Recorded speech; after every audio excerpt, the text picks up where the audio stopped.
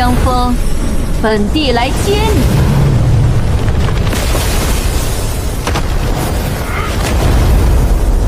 上界女帝也不能在我太玄道宗强弟子。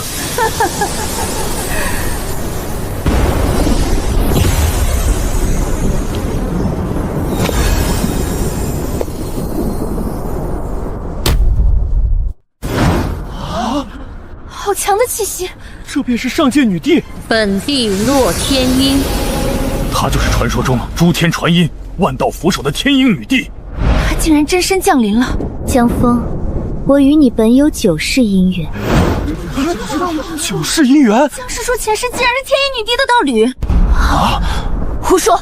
我不相信。小哥哥前世还有道侣？我前世的妻子来找我了。江枫，随我回上界，不要忘记你我前世的约定。这感觉好熟悉，好想亲近。难道他说的是真的？洛天音，你还要不要点脸？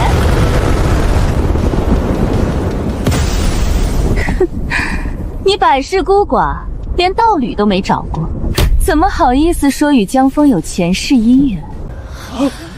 假的！原来天鹰女帝是在骗僵尸说。不对，我方才差点被他迷惑了。叶红绫，你来得倒快，再不来，江枫就要被你骗走了。洛天燕，你敢骗江枫？上界女帝也用这般卑鄙手段？男修追求女子时，不也常说前世有缘吗？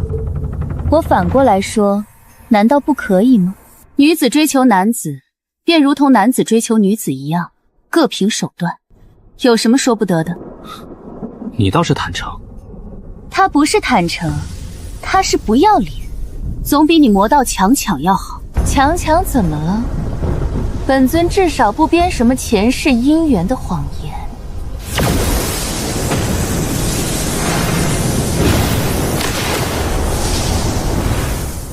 江枫，你若愿随我走，与我双修，本帝可亲自为你护道，功法、仙丹、灵脉、地宫资源，本帝皆可给你，你不用再辛苦修炼。哼，只要随本帝回上界，便可一步登天，助你化神、合体、渡劫，最终本帝可助你成就真仙之位。天鹰女帝好意，江某心领了。不过我江枫修道，不靠女子护道，不靠双修成仙，更不靠吃软饭一步登天，我要靠自己。检测到宿主拒绝女帝及双修机缘，宿主未依附女帝，坚守自强之心，自强不息系统第2形态开启。怎么会这样？只是看他一眼，我竟然心惊肉跳。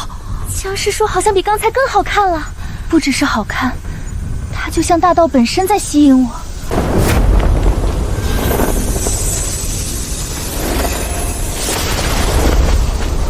他身上发生了什么，竟有如此变化？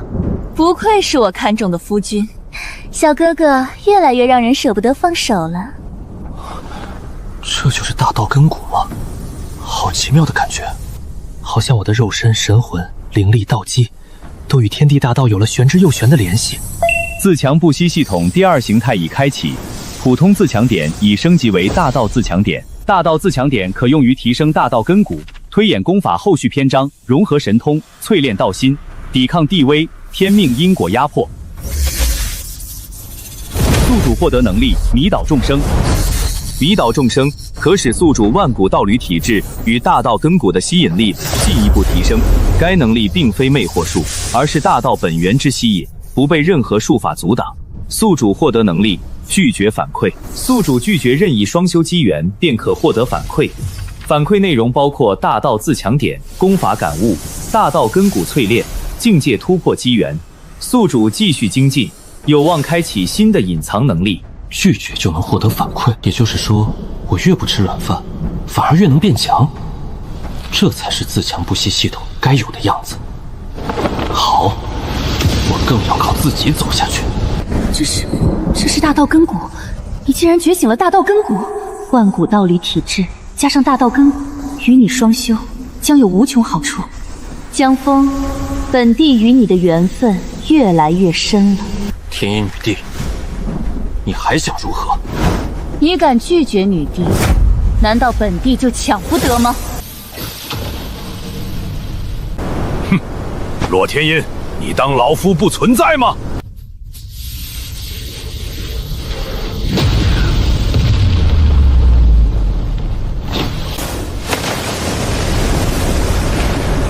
洛天燕，想抢人，问过本帝了吗？叶红绫，你也想与本帝争？你能抢男人，难道我就抢不得吗？你我在此大战，未免影响凡人，不如去虚空战个痛快。正合本帝此意。江枫，等本帝胜了，便带你走。小哥哥，等本帝赢了，你就归本帝了。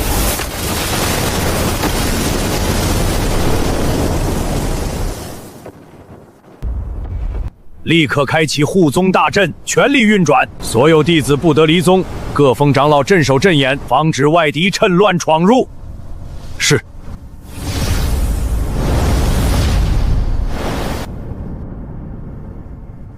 江枫，你随我来。是。云瑶，你也来。是。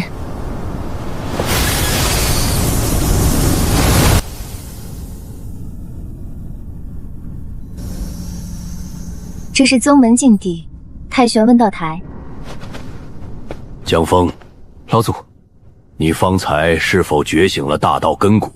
江枫，你方才是否觉醒了大道根骨？是。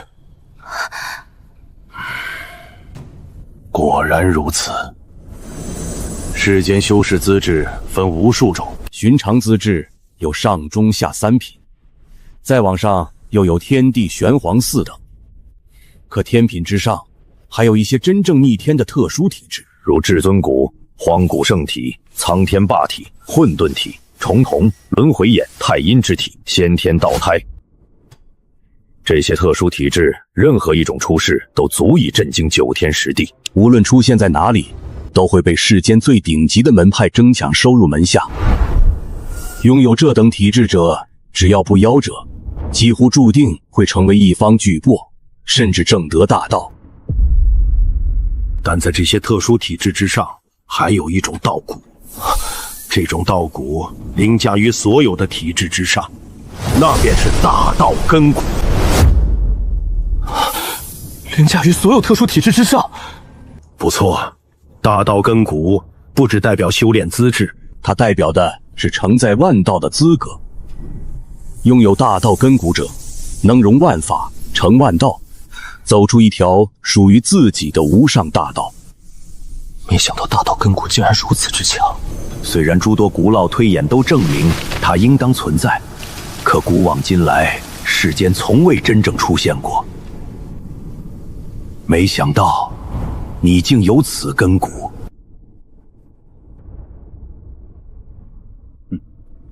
江枫，你愿不愿意与云瑶结成道侣？什么？老祖，你不必惊讶，我早就看出你有意于他。老祖，此事全凭老祖做主。师姐，老祖，您先前不是说我若能坚定大道之心，靠自己走下去，反而更好吗？不错，若你只有万古道侣体质，那无论是靠双修还是靠自己，都算是一条路。可如今，你不只拥有万古道侣体质，你还有大道根骨。万古道侣体质加上大道根骨，两者结合，这会让无数女修动心，甚至连禁忌中的存在都会忍不住对你出手。那些存在不讲道理，也不会在意你是否愿意。就算你道心坚定，也可能被他们强抢而去。所以，唯有干脆与人结缘，让天下人知道你已有道侣，再与你双修，固然能获得几分机缘，却要小得多。如此，方能断了那些人的心思。老祖此言，弟子明白。但我辈修士，自当自立自强，又怎么能遇到一点困难，便先想着退缩？若因外界有人觊觎，我便立刻找一道侣自保，那与依附强者又有什么区别？道心不坚，如何能成为真正的至强者？哈哈哈，好，说得好。倒是老夫一时被危机迷了眼，反不如你看得清楚。老祖只是为弟子安危考虑，你能明白便好。原来他并不愿与我结成道侣，也是他的道心如此坚定，又怎会为了自保与人结缘？可为何心里还是有些难受？师父出关了！他出关了？是，我要去迎接师父。你师父出关正好，有那个丫头护着，江枫的危机便能解除大半。我师父很强吗？很强，也很护短。小师弟，你随我去拜见师父。好。若是寻常男子这般拒绝我，我必然会恼怒至极，甚至欲杀之而后快。可对江师弟，我竟恨不起来。他越是坚持自己的道，我反而越觉得他难得。师姐，师父真的很厉害吗？为何这么问？刚才老祖说师父可以护住我，可老祖不是太玄道宗辈分最高的人吗？论辈分，老祖自然比师父高。师父在太玄道宗的辈分并不是最高的，但若论修为，师父才是太玄道宗当之无愧的第一人。师父年轻时性子极为跳脱，曾经一人挑战全宗，那段时间整个太玄道宗都被他闹得鸡飞狗跳，各峰长老乃至宗主见了他都要绕路走。他还拔过老祖的胡须。师父拔老祖的胡子？据说老祖当年闭关醒来，发现胡须少了一半，后来查了许久才知道是师父干的。不过就算是老祖，论实力也远不是师父的对手。师父竟有这般光辉往事。后来师父年龄大了，没有那般淘气了，太玄道宗才安静下来，但余威犹在，所以听说师父要收你为徒，才无人敢争。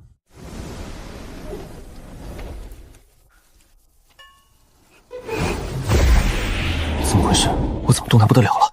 你就是天下第一美男子江枫，不错不错。我活了几万年，还是第一次见到气息这般干净的男子。这家伙非礼我！这里可是太玄道宗，他竟敢如此放肆！我能动了！你是何方妖孽，竟敢如此轻薄我？这里是太玄道宗，容不得你胡来！妖孽！好久没人敢这么说我了。弟子云瑶参见师父。师父，弟子江枫参见师父。谁是你师父？我还没有答应收你为徒呢。师父，江师弟是弟子带您收下的，老祖也已知晓此事。不必说了，要入我门下就得先通过我的考验。我叫苏金雪，当然外面那些老家伙都喜欢叫我金雪仙尊。你还没有正式入门，也可以这般称呼我。见过金雪仙尊。不必这么拘谨，你的事情我都已经知道了。你闹出的动静可不小，太玄道宗的护宗大阵都为你开启了。弟子惶恐。这就不必了，你既入了太玄道宗，太玄道宗当然要护你。你放心，谁也不能抢你。若是太玄道宗连自己的弟子都护不住，还配叫超级大宗吗？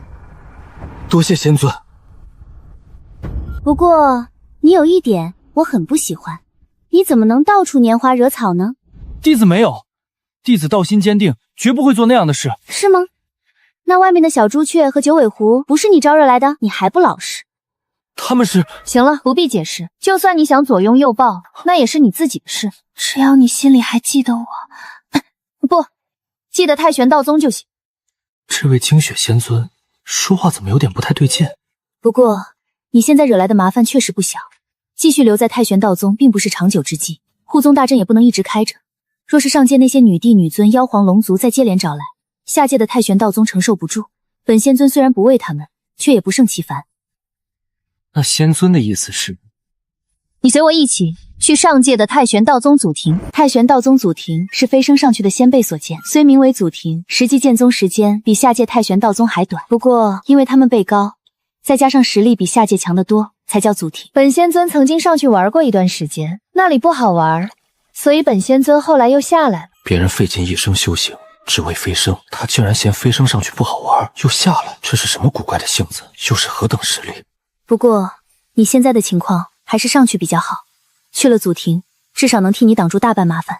可弟子修为不够，能飞升上去吗？当然不行，就你这点微末修为，离飞升还差得远。要上去，只能开启传送大阵。好了，就这么定了。本仙尊先行上去，你等传送大阵送上来。仙尊不与我们同行？本仙尊还有些事要先处理，就不随你们一起了。江枫，上界界。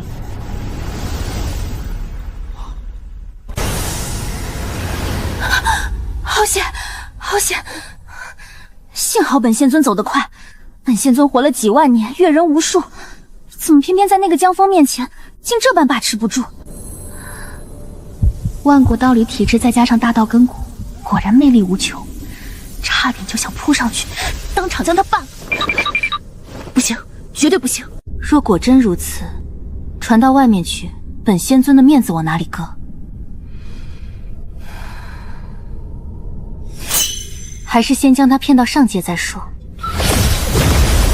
惊雪那丫头说的不错，下界太玄道宗确实不适合再留你太久。开启传送大阵，送你去上界。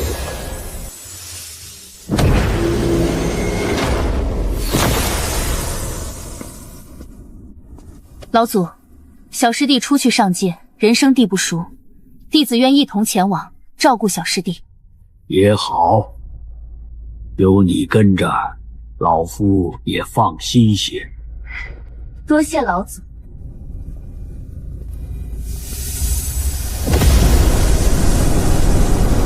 江枫，上界不比下界，到了祖庭之后，切记谨慎行事。弟子明白。江枫，你休想丢下我！小哥哥，等等我！不好！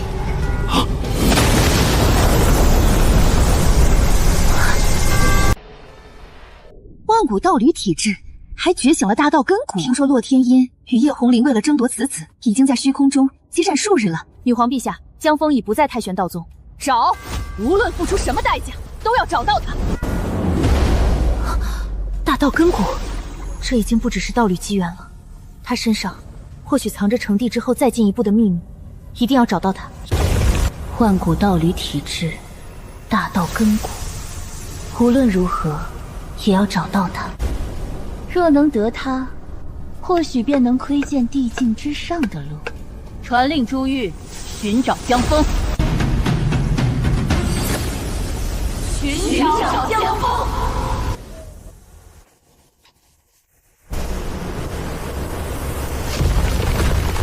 怎么回事？传送阵原本只能承载2人，凤梨和九尾狐突然闯入，人数和力量都超出了阵法承受范围。你的意思是，这通道要崩了？不错，一旦空间通道崩溃，我们都会被卷入空间乱流，轻则传送偏移，不知落到何处；重则被乱流击碎，神魂俱灭。你们2个冲进来之前，就不能先想想后果吗？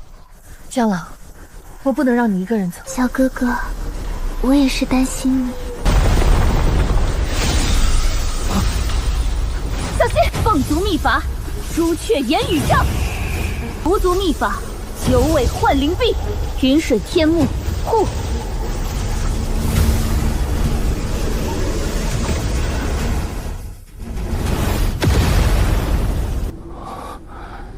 这里是……看来传送偏移了。师姐，凤梨，九尾狐，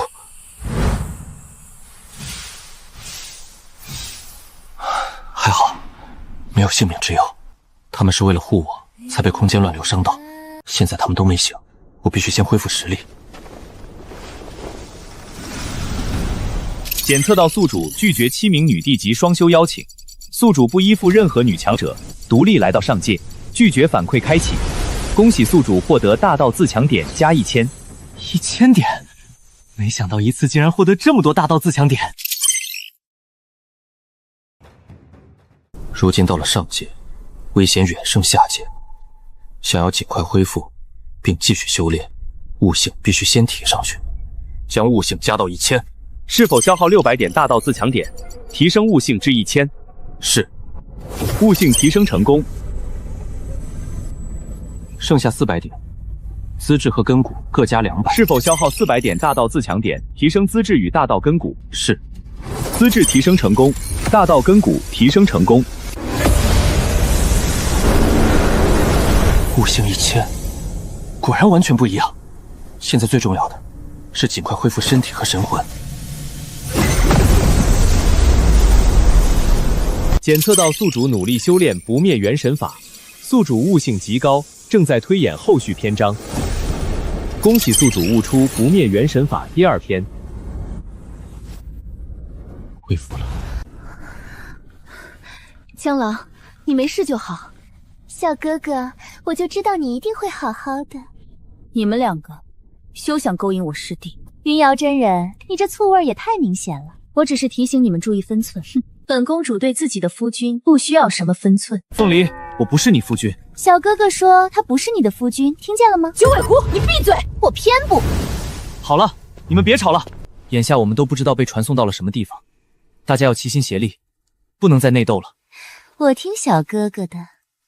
我知道这里是什么地方，这里是灵界的边荒之地，再往西便是与魔界交壤的区域。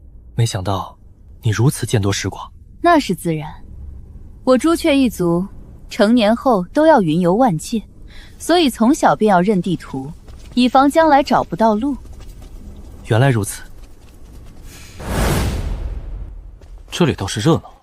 边荒之地虽乱，但也正因如此，往来修士极多，交易、传送、补给都集中在城池里。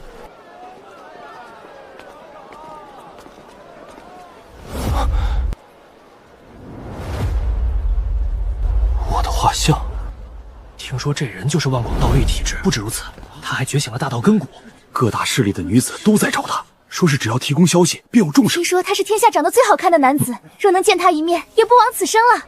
都到上界了，还是摆不脱这些女修吗？可惜了，看不到小哥哥倾国倾城的容颜了。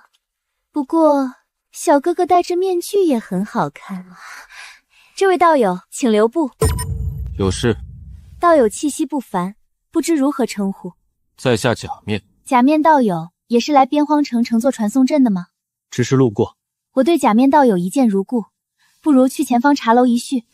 在下还有要事，不便久留。那真是可惜，若有缘，日后再见。告辞。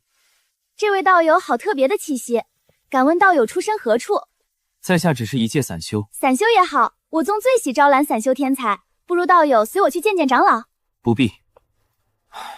我都戴了面具，怎么还是这样？这些女修怎么还冲我来？不行，就算师弟遮住容颜，万果道侣体质和大道根骨也会自然而然散发特殊吸引力。这种吸引力会源源不断将女修吸引过来。也就是说，面具只能挡脸，挡不住气息。不错，要不你用化形术变成一个很丑的老头子？没用，这种吸引力与外貌无关。若师弟变化成丑陋老者，吸引力不减，反而会让人更加奇怪。如今之计，还是尽快前往太玄道宗祖庭。到了祖庭，有宗门庇护才算安全。取我朱雀族在上界的神功也可以，我保证能护江郎安全。这位道友，可需要向导？我们对边荒城很熟。不必了。那便不打扰了。不知为何，总觉得他很特别，让人忍不住很想亲近。我也有这种感觉，恨不得将他抱在怀里。这样不行。你看出什么了？小哥哥散发的气息吸引力太强了，就如同黑夜中的明珠，走到哪里，哪里都会被照亮。我们狐妖族天生拥有魅惑之力，最熟悉这种情况。我以前也不胜其扰，我后来修炼到返璞归真，才将气息彻底收敛。小哥哥现在的问题，就是还没有办法将体质的气息完美隐藏起来。看来不能就这样赶路，我需要先闭关，将大道根骨再进化一层，也许能让我更好的掌控自身气息。至少能遮住一部分，不会这么显眼。那就先找地方闭关。好，等我能收敛气息，再前往太玄道宗祖庭。小哥哥，是我。什么事？我来教你修炼啊。教我修炼？你的万古道侣体质和我们狐妖一族的魅火之体，虽非同源，却有异曲同工之妙。我最懂这种气息外泄之法，自然可以教你如何收敛。既然如此，那你进来吧。小哥哥，我好想你呀！你干什么？当然是与你双修了。只要咱们双修，你散发的气息就不会那么强烈，修为也会大进。我们狐族的双修秘法，保证让你快乐无边。我不需要，你放开我！不好，他早有准备。九尾狐，你果然不要脸，竟然趁机对我夫君下手。小哥哥是我的，你一口一个夫君，人家又不认，你才是不要脸。他迟早会认，那你等认了再说。都住手！师弟要闭关修炼，谁也不许打扰。我是在帮小哥哥修炼，帮到床上去吗？朱雀，你闭嘴！你们若再闹，我便开启洞府禁制，将你们全部请出去。我只想安静修炼。那我在这里守着你，免得九尾狐再乱来。凭什么你守着？我要看着你，免得你趁机靠近小哥哥。你们都留下，我也留下来。你们在我眼皮底下，谁也别想乱来。好。这还怎么修炼？不行，越是这种时候越要坚定道心。检测到宿主顶住九尾狐与朱雀凤泥的诱惑，宿主坚持自强修行，道心稳固，拒绝反馈触发。恭喜宿主获得大道自强点加1000。不行，这两个女人都盯得太紧，我得先在小哥哥心里种下一颗种子。只要这缕幻念入体，小哥哥以后见到我便会天然亲近几分。不行，九尾狐太狡猾，我必须先下手为强，不能让夫君被他抢走。这是我朱雀一族的凤心念火，只要落入他心中，便能种下一丝爱念。他们果然都不安分，若我什么都不做，师弟迟早会被他们缠住。云水千心树在师弟心中种下了，师弟以后便会日日想着我。什么东西？检测到宿主经受更高层次诱惑，宿主道心稳固，未被狐妖幻念影响，拒绝反馈触发。恭喜宿主获得大道自强点加300。检测到朱雀凤心念火入体，宿主道心稳固，未被爱念动摇，拒绝反馈触发。恭喜宿主获得大道自强点加300。检测到云水千心树入体，宿主心神清明，未被纠缠之力牵动，拒绝反馈触发。恭喜宿主获得大道自强点加300。怎么回事？我的幻术消失了，我的凤心念火被吞了，云水千心树也消失了。宿主经受多重诱惑与因果纠缠，自强不息第二形态隐藏能力觉醒。恭喜宿主觉醒能力万法归己。万法归己可将外界诱惑、术法因果、修为气息、神通道运化而归一，转为自身大道资粮。万法归己。宿主炼化外界诱惑之力，修为提升。恭喜宿主突破至化神中期，恭喜宿主突破至化神后期。他竟然接连突破了，小哥哥果然不一般，突破的好快啊！这便是大道根骨的力量吗？恭喜宿主突破至化神圆满。当务之急，先提升大道根骨，将其加到2000。是否消耗1600点大道自强点，提升大道根骨？是。宿主大道根骨已达2000点，大道根骨升级中，大道根骨第2重开启，大道根骨第3重开启。宿主正在冲击炼虚境。宿主炼化外界诱惑之力，万法归己。宿主正在突破炼虚境。恭喜宿主突破至炼虚初期。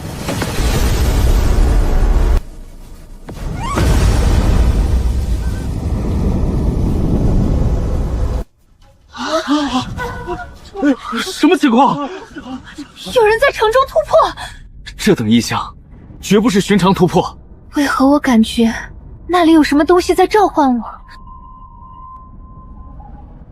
我也有种感觉，心跳的好快，好像不去看一眼就会错过一场大机缘。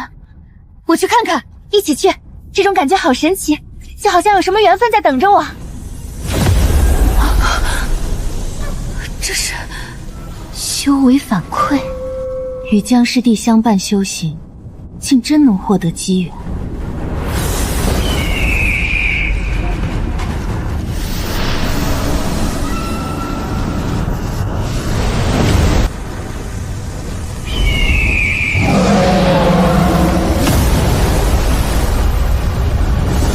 不止一人在突破，这是4种异象同时出现，那边一定有大机缘，快去！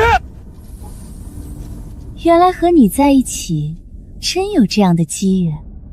小哥哥，我现在更不想离开你。难怪诸天女帝都会为你而来。洞府中的道友，可否出来一见？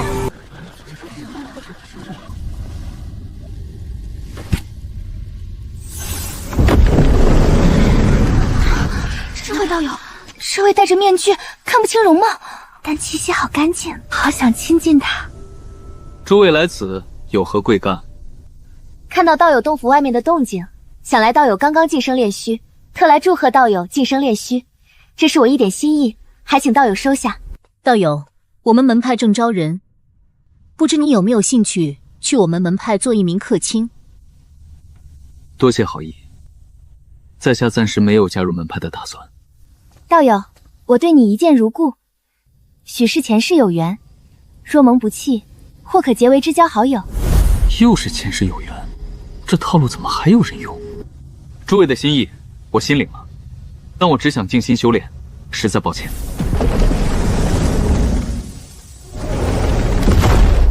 他竟然不收礼物，也不愿做客卿，知交好友也不愿意交。不知为何，我总觉得让人很想亲近。我也有这种感觉。修行界向来尔虞我诈，人人都藏着算计，没想到竟还有气息如此宽厚，让人这般想亲近的修士存在。他拒绝的也很温和，一点都没有倨傲。越是这样，越让人想认识他。大小姐！什么大消息？江枫在上界出现。江枫是谁？你连江枫都不知道？那可是最近诸天传得最沸沸扬扬的人物。他很厉害吗？江枫本来只是下界一个小修士，据说原本资质平平，修为也不算高，可他生得俊美无双，被称为修仙界第一美男子。听说他仅凭一张脸，就能让无数女修心神失守。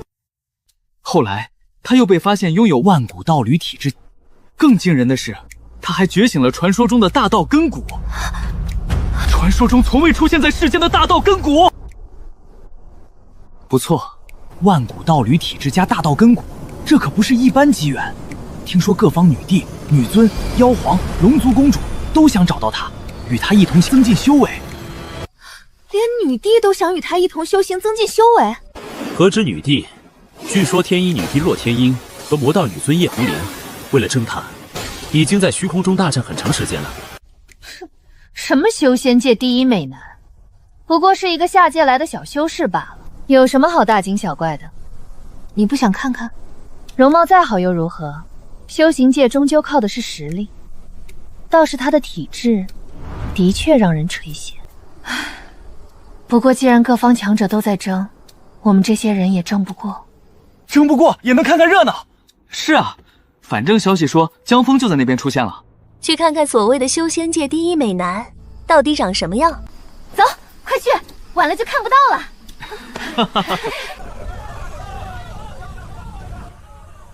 你不是就在这里吗？外面的江枫从哪里来的？那多半是有人冒充。谁这么大胆，敢冒充你？小哥哥如今名动诸天，见你的名头招摇撞骗也不奇怪。但若此人做出什么事，最后都会算到师弟头上。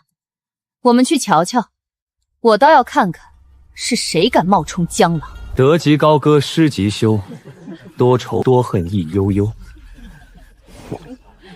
今朝有酒今朝醉，明日愁来明日愁。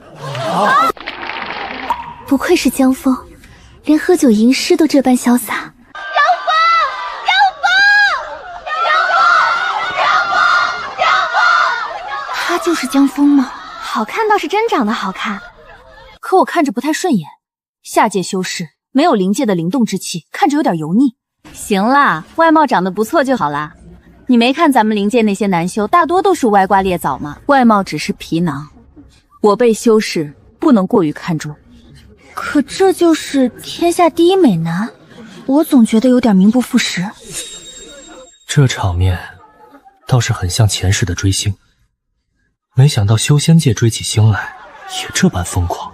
那人果然在冒充你，脸倒是长得有几分像，可气质差得远，我看着都厌恶。先不要动手，看看他到底想做什么。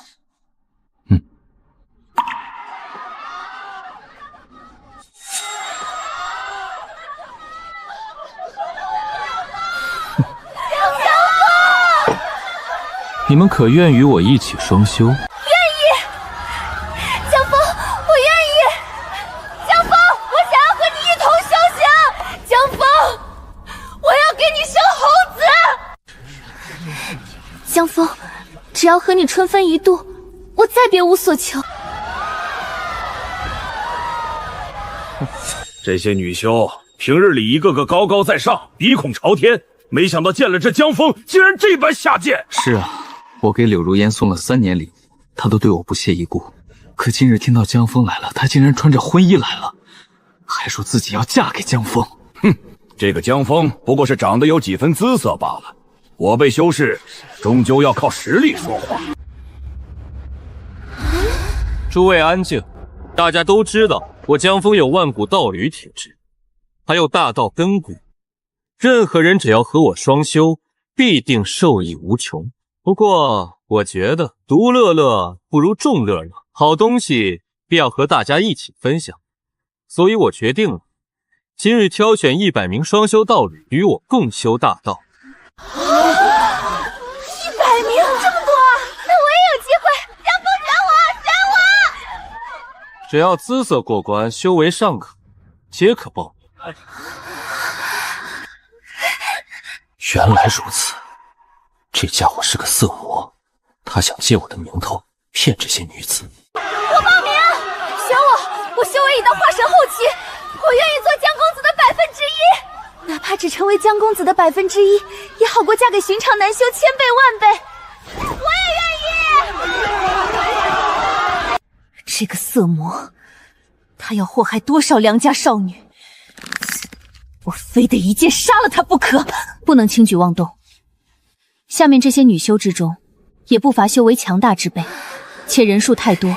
你若现在动手，他们只会以为你要伤害他们的梦中情郎，到时候所有人都会对你出手。你虽然厉害，也承受不住。这里是灵界，比不得下界。那怎么办？还能怎么办？他们是你情我愿，怨不得别人。就这些人，还想和我的小哥哥双修？他们也就配合骗子去双修。不行，我不能看着他们被骗，必须阻止这个骗子。不可以，你现在若是暴露身份，麻烦就大了。那也不能看着他继续骗别人，他败坏的是我的名声。师弟说的有理，若任由此人胡作非为，日后这些事都会算在师弟身上。我支持你。那你小心，小哥哥，若真动手，我帮你。大家不要急，只要姿色修为过关，大家都有机会。100名也不是限定名额，若有更多符合条件的人，也是可以的。牺牲我一个，造福天下女修。住嘴！你这个骗子！哪里来的东西？凭什么说我是骗子？你冒充江枫，借他的名头行骗，不是骗子是什么？冒充？你们自己看。我就是江枫，我哪一点不像了？确实一模一样。现在江枫的画像贴满各地，肯定假不了。这个戴面具的道友，不会是来捣乱的吧？我看他就是嫉妒江枫受欢迎。万象楼可不是什么人都能来闹事的地方。把他赶出去吧，他打扰江公子挑选双修道侣，实在可恶。光凭画像，证明不了什么。谁知道你是不是用了幻术？幻术？你还真是什么脏水都敢往我身上泼！在场诸位之中，不乏修为高深之人，也不乏精通破铜之术的道友。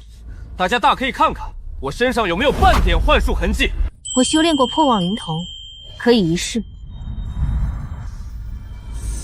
并没有使用任何幻术，他身上没有幻术痕迹。不错，任何幻术都逃不过我的神眼。江公子并非假冒，果然是这个戴面具的在污蔑江公子，把他赶出去，不能他继续捣乱。先别急，真正的江枫连9天10地的女帝要与他双修都不愿意。这是众所周知的事情。你既然是江枫，又怎会如此轻浮？又怎会要与这么多女修双修？你懂什么？那些女帝、女尊，一个个修为通天，他们只想将我当成炉鼎，我当然不愿意。可我拥有万古道侣圣体，这种体质本来就是要与人双修的，不双修，我如何修为精进？我避开那些女帝，来到这里寻找道侣双修，正是为了与真正愿意陪伴我的人一起修行。等我将来修为强大，那些女帝便不能再将我视作任意财宝用完即弃的炉鼎。到那时，我自然会去找他们双修。倒是你藏头露尾，居心叵测，我看你分明是不怀好意。把他赶出去，不要让他污蔑江公子！赶出去！赶出去！赶出去！我长得英俊，遭男修嫉妒也属正常。毕竟寻常男修想找女修双修，可不是一件容易事，女修也不会轻易答应。我这般行事，确实容易让男修忌讳。也罢，找女修双修之事，就此作罢吧，免得被人记恨。凭什么作罢？我就是想找江公子双修，碍着他了吗？我自己的身体我自己做主，轮得到他来管？就算我找条狗双修，也不会找这种男人。江公子愿意与我等双修，是造福大家的好事。江公子，你千万不可因为这种人坏了心情。江公子，这是我所有灵石，只求能与你春风一度。我愿献上一件上品法宝，只求江公子选我。我什么都不要，还愿献上全部家产，只求江公子给我一个双修的机会。诸位如此真心，江某实在惭愧。既然你们如此相信我，那为了诸位女修的幸福，江某愿意牺牲自己。江公子大义，世上怎会有如此为女修着想的男子？不过，此人当众污蔑我，扰乱万象楼秩序，这般行事，必须受到严厉处罚。江某从不喜行凶，但若做坏事之人不被惩处，那以后谁还愿意做好事？这个指责我的人，必须严惩！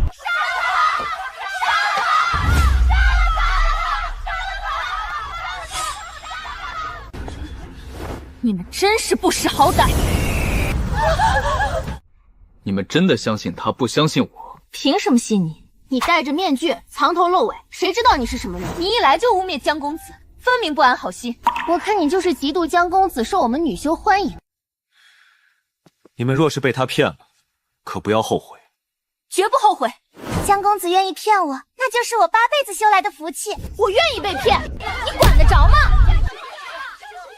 这些人已经被迷昏头了，多说无益。污蔑了江公子，还想就这般一走了之？必须给江公子道歉，否则我杀了你！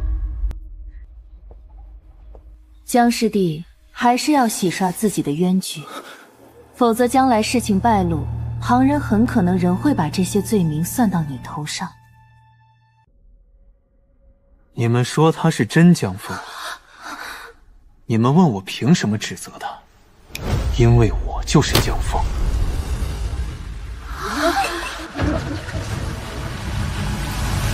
好奇怪，明明他们2个人长得如此相似，可我觉得他更有一种莫名的吸引力。我想和他亲近，想抱着他。对啊，真是很神奇的感觉。原来他才是真的江枫。是啊，天下第一美男子可不仅仅是容貌出众，更有一种令人无法抵抗的魅力。其实我刚才就觉得之前那个江枫有点怪，说英俊吧，倒也英俊，可总有一股油腻的感觉。对啊，我也这么觉得。只是看大家都那么疯狂，我不好说出来。我也是，现在见了真正的江公子，才知道差距在哪里。现在，你们相信我了吗？相信。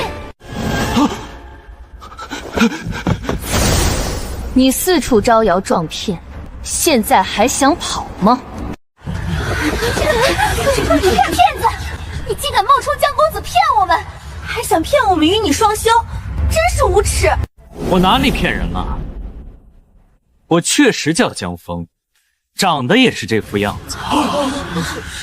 你们能与我这么英俊的人双修，不是你们的福气吗？你们之前不是都说愿意吗？胡说八道！我们可不是好色的人，我们仰慕的是江公子的人品。你这副皮囊有什么用？你就是个下流无耻之徒，恶心！对腿长打！一群蠢女人，给我滚开！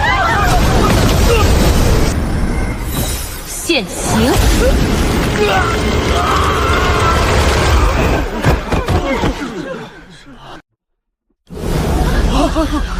原来他真是假的，竟然是一只狐狸冒充的。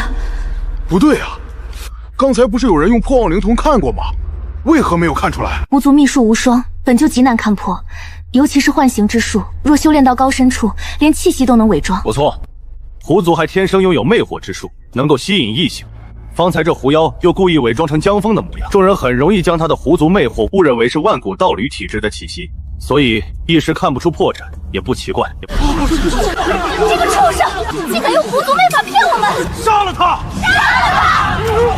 公主殿下，还请公主殿下看在同为狐族的份上救我一命。你敢冒充我的小哥哥，还想让我救你？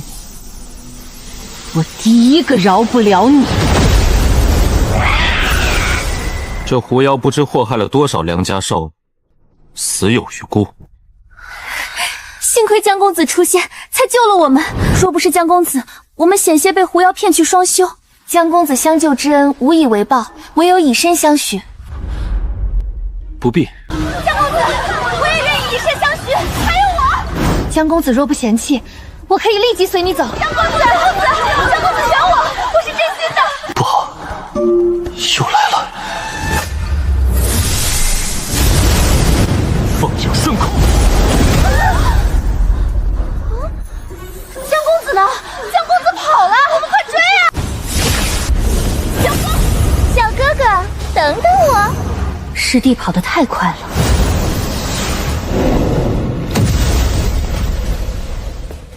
连续施展凤影顺空，总算甩开他们了。我如今已经是炼虚期，同样的凤影顺空施展起来距离比之前远了太多，灵力也没有消耗一空。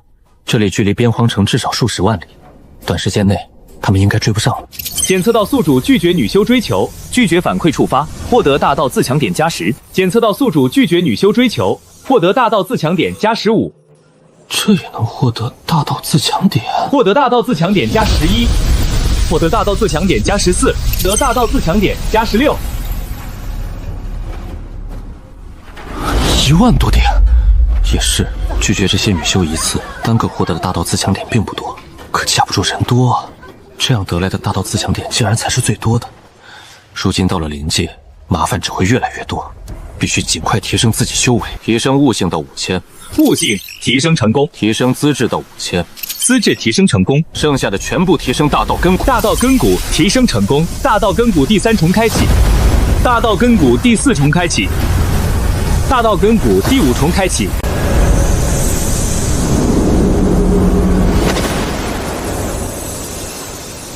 大道根骨第5重，资质5000，悟性5000，这种感觉果然完全不一样。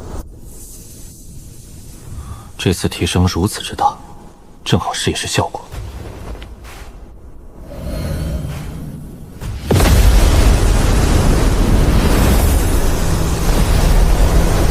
检测到宿主推演太初大道诀后续篇章，宿主悟性极高，推演速度大幅提升。恭喜宿主成功推演出太初大道诀第3篇。这么快！检测到宿主努力修炼太初大道诀第3篇，太初大道诀第3篇正在快速领悟。恭喜宿主太初大道诀第3篇修炼成功。推演的快，修炼的也快，这就是高悟性、高资质、高根骨带来的效果吗？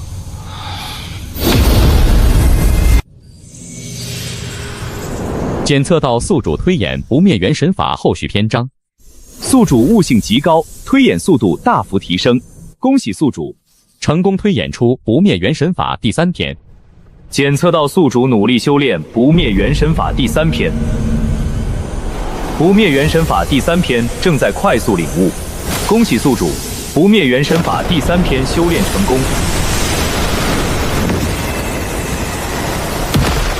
恭喜宿主修为提升至炼虚中期。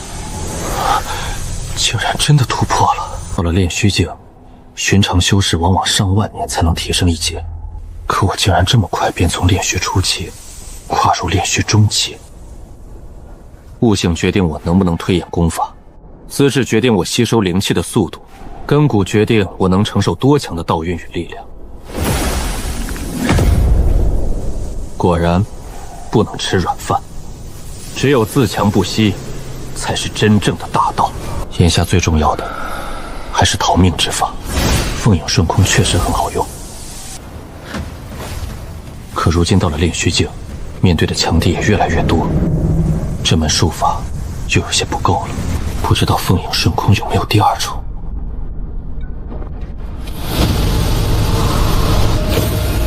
检测到宿主正在推演朱雀族秘术凤影顺空，宿主悟性极高，推演速度大幅提升。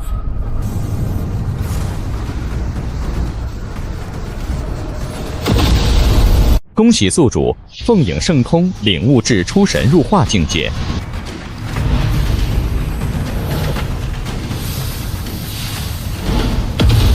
检测到宿主反向推演成功。宿主领悟凤影顺空对立的遁法，龙行万里。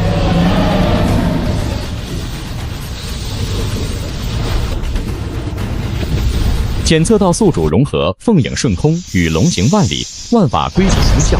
恭喜宿主自创神通术法龙凤破虚步。龙凤破虚步，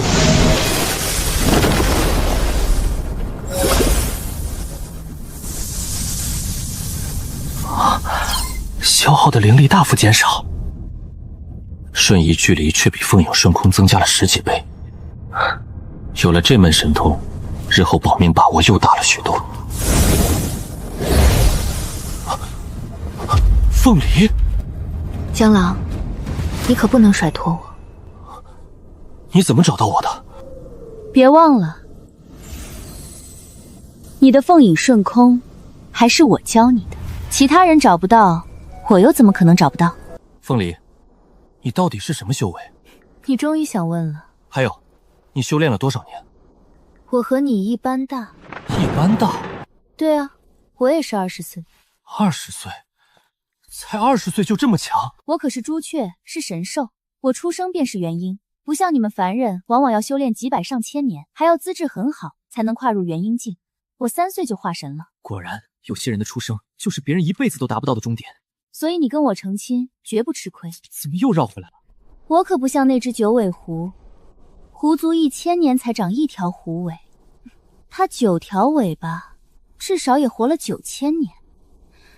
一个老太婆还想抢我的江郎，正好将他们都甩脱了。江郎，我们一起去游山玩水，逍遥世间，好不好？凤梨姑娘，你不要这样。江郎放心，我不会用强，也不会杀你。可我就是喜欢江郎，我不逼你现在答应我，只求你给我一个追求你的机会，好不好？江郎，那么多女修喜欢你，你就从来没有心动过吗？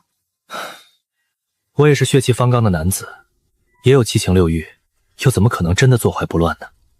不过一来嘛，好男儿志在四方，儿女情长终究不好；二来嘛，那些女修一见到我就扑上来，可我对她们毫无了解，没有任何感情，这让我如何能不逃离呢？你说的有道理，那我们以后慢慢了解。凤梨，你为什么喜欢我？我不知道啊，反正一看到你就心生欢喜，只想和你在一起。是因为我长得好看吗？那说不定哪天你会遇到一个比我更好看的男子呢。不会，我心中已经有江郎了，再也装不下别的男人。其实以前我一点都不喜欢男子，甚至是非常讨厌。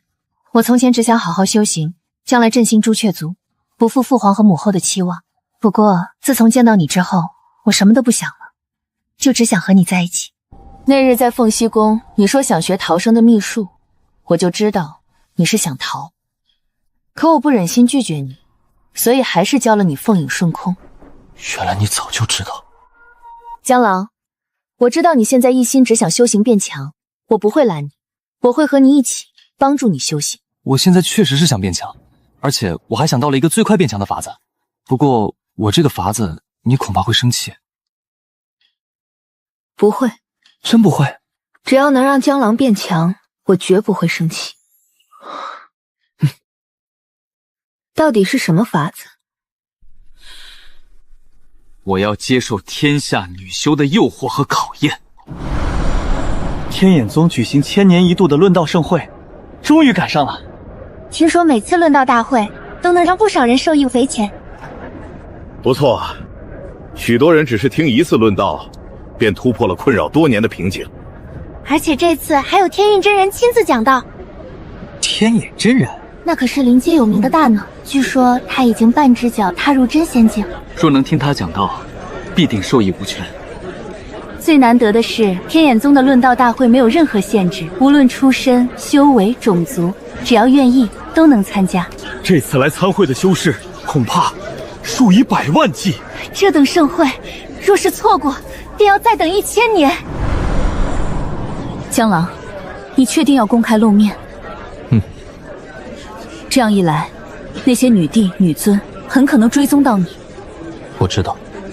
那你为何还要这么做？我如今体质特殊，躲是躲不掉的。与其一直逃避，不如主动面对。我要借天下女修的诱惑，磨练自己的道心。借诱惑磨练道心？不错。若我连这些诱惑都承受不住，又如何能坚定香道之心？虽然这样会暴露行踪，甚至被那些女帝发现，可为了修行，我也只能拼一把。只要拒绝更多追求和诱惑，就能获得更多大道自强点。这是我最快变强的办法。江郎，既然你已决定，我陪你便是了。姓名：江峰。你说你叫什么？江峰。江峰？万古道侣体质那个江峰？他竟然出现在天眼城了！真的是他，长得比画像还好看。江公子，我愿嫁你，选我，我愿与你结为道侣。这些女人真烦。果然，一露面就会变成这样。奇怪，我为何也觉得他很顺眼？我明明不喜欢男子，可看见他之后，竟也觉得心神荡漾。这气息确实让人想亲近。我不是修炼出问题了？怎么看到一个男人也想？以前不是只有女修会这样吗？怎么现在连男修也被影响了？难道是大道根骨提升之后，我的体质又变强了？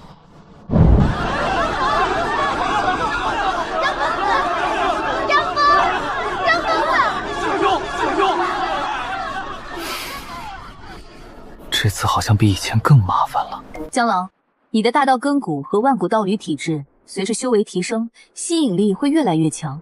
所以，连男修也会被影响。不错，男修之中本来就有一些人有龙阳之好，喜欢你毫不奇怪。现在还只是一小部分男修受到影响，将来恐怕会越来越多。除非你修炼到极高的境界，返璞归真，到那时才能将自身气息完美收敛。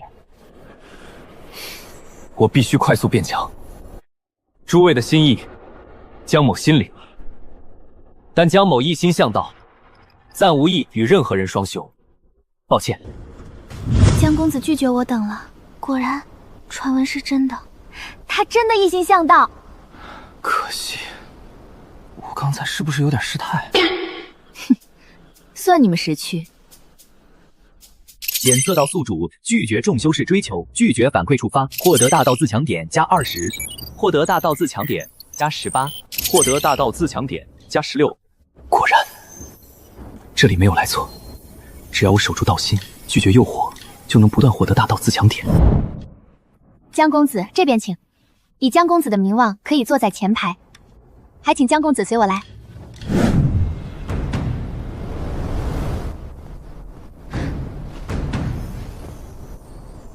千年一度的天眼宗论道大会正式开始。天地演化自有定数，今日开坛，便为尔等揭开命运帷幕。混沌生灭，时序轮转，诸天一切轨迹尽归天眼。一念起，则万法飞行；一因落，则万果相生。命数如河，奔流不息，世人皆行于河中，却少有人能见河流所向。原来命数竟是如此，我困扰多年的瓶颈似乎松动了。天眼真人不愧是灵界大能，我从前诸多不懂，现在都明白了。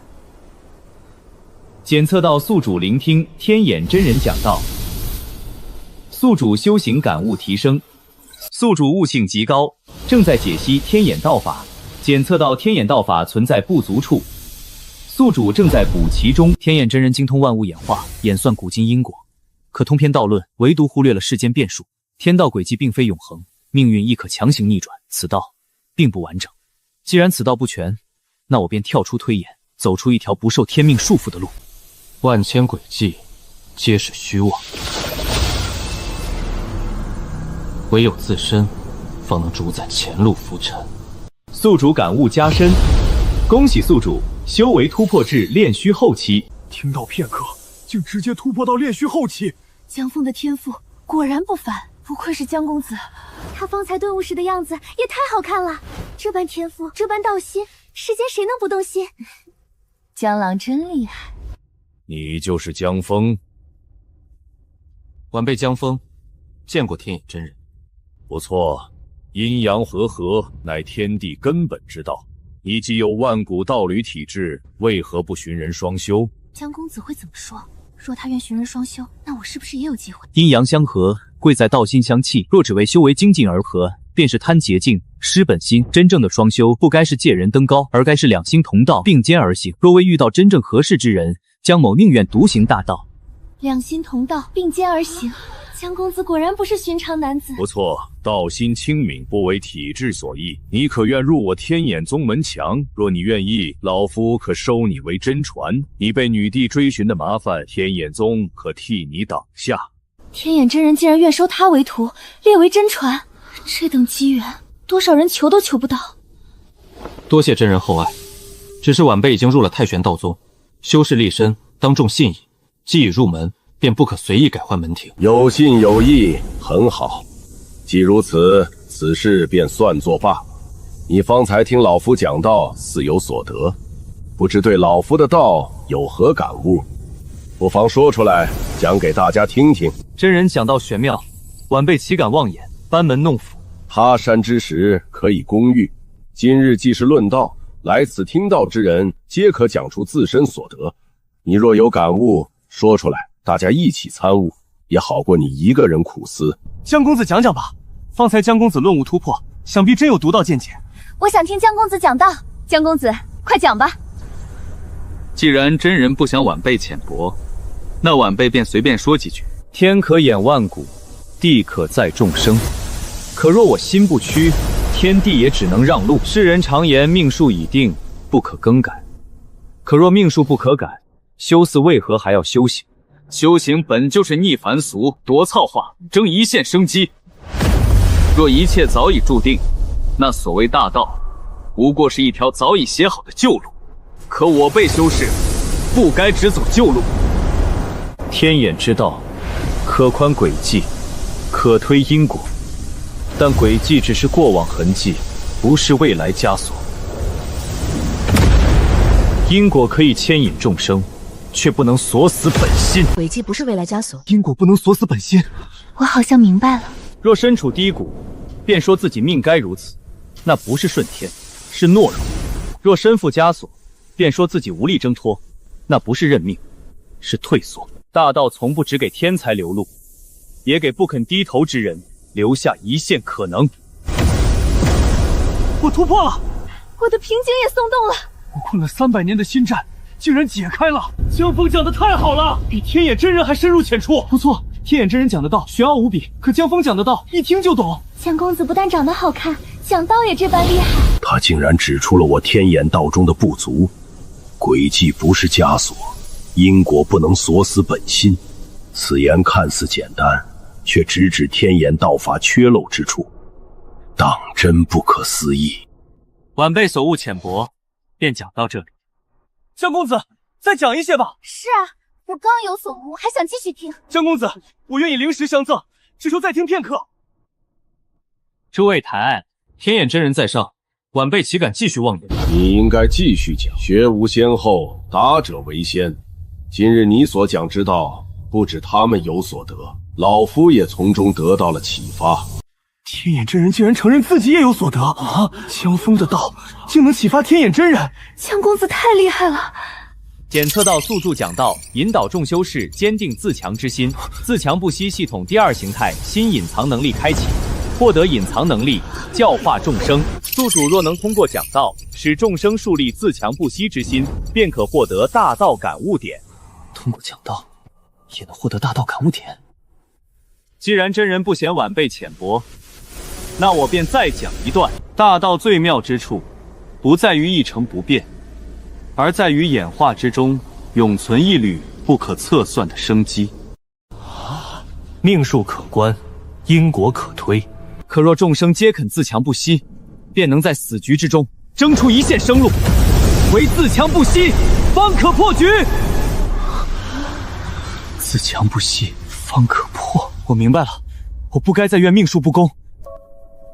原来大道也会给不肯低头的人留一线生机。检测到宿主教化众生，令众生生出自强不息之心，获得大道自强点加108。检测到宿主教化众生，令众生明悟破局之道，获得大道自强点加126，获得大道自强点加97，获得大道自强点加113。修士问道，不该只问天地给了什么，更该问自己敢不敢向前一步。若身在泥泞，便踏泥而行；若前方无路，便以一身血骨踏出自己的路。晚辈今日所悟，便到此为止。江公子讲得好！江公子太迷人了！江公子，我想追随你，至死不渝。江公子，我知道自己配不上，不配与你一起修行，我情愿做你家的丫鬟，给你端茶倒水，终身侍奉。江公子，你就收下我们吧。诸位冷静。让我跟你一起。江公子，让我们给您当牛做马，做您最忠实的跟随者。走。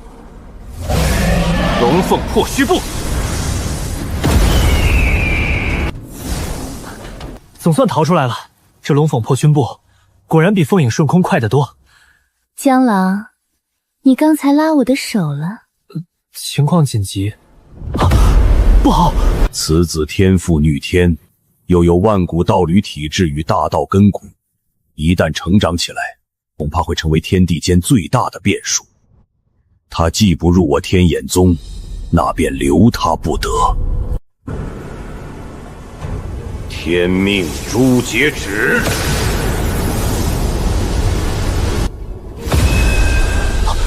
这是什么？龙凤破虚步。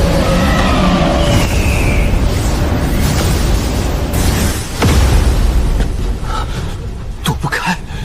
我来。凤离。江郎，快走！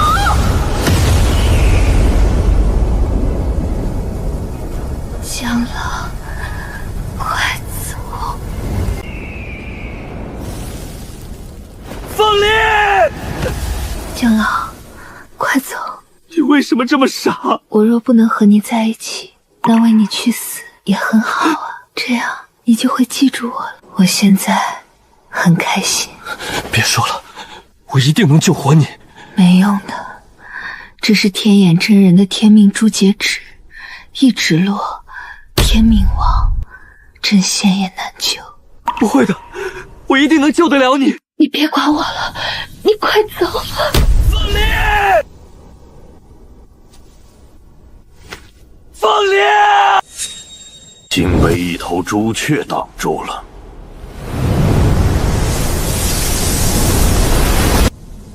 那便再来一只。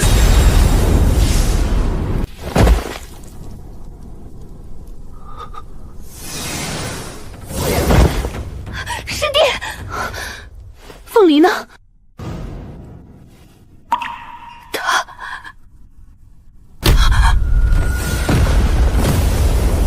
不好！师弟，快走！凤梨，他是为了让你活下去，你不能死在这里。你们走不了。我来挡他。九尾狐，小哥哥，我活了9000多年，也活够了，能为我的小哥哥死，也算值得了。小哥哥，要记得我哦。不要！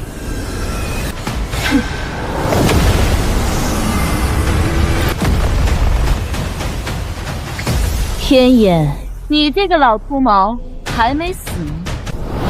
是师尊，师尊来接我们了。你们先走，天眼这个老东西就交给我来对付。多谢师尊。看来我这条狐命今日算是保住了。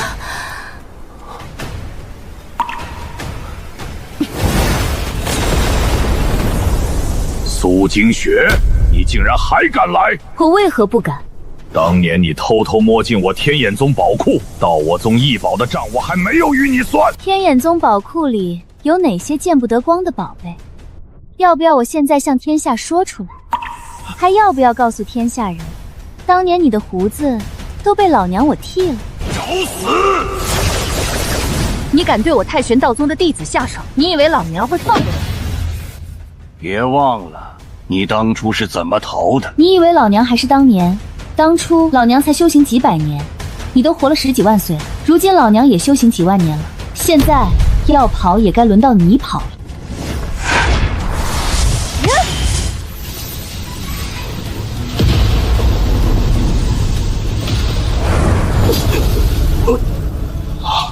你的修为竟然精进到这一步！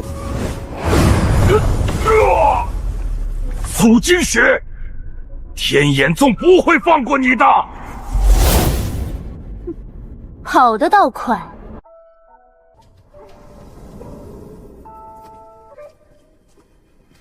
师弟，小哥哥，你别这样，凤梨妹妹泉下有知，也会不开心的。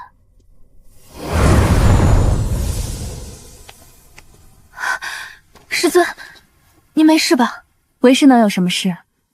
不过天眼那个老东西跑掉了，但他受了为师一掌，不休养几百年，恐怕是好不了。师尊无事便好。别哭了，一个大男人像什么样子？仙尊，凤梨他死了。放心吧，那小麻雀死不了。金雪仙尊，你说凤梨没死，我还能骗你不成？那他现在到底如何？天眼那老东西的天命珠截止固然厉害，若是换一个人，就算修为比这小麻雀高10倍，也已经死了。不过小麻雀不一样，它毕竟是朱雀，正阳神火在它体内孕育了数10万年，哪有这么容易死？天命珠截止虽然灭杀了他的身体，但没有将神火浇灭，只要神火尚存，小麻雀便有救。数10万年的神火，可凤梨不是才20岁吗？哪来的数10万年神火？小哥哥，你还真信小麻雀的话呀？他说的很认真，不像是撒谎。小麻雀倒也没有说谎，他确实才出生不久，只有20岁。那数10万年神火又是怎么回事？他没告诉你的是，在他出生之前，已经先在神火中孕育了数10万年。就好比人类，若有人在母亲肚子里待了数10万年才出生，那他出生后，哪怕只有20岁，积累也不是寻常修士能比。原来如此，难怪凤梨出生便是原因，3岁便化生。若先有数10万年神火，那就不足为奇了。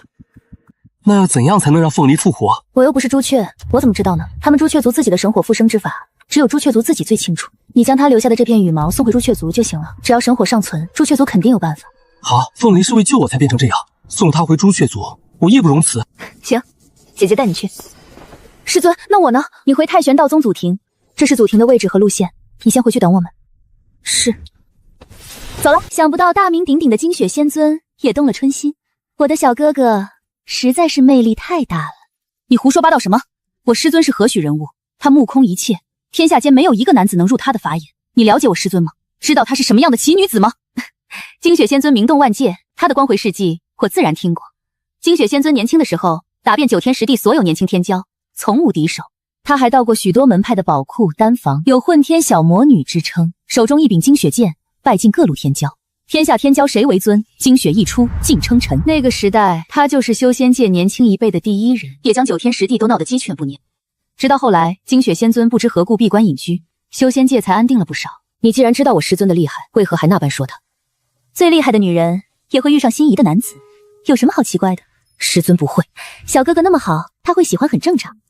我不相信，我们狐族天生魅惑，在男女之事上可比你们敏感多了。我活了9000多年，见过无数痴情男女，我太清楚一名女子动情的时候是什么样子。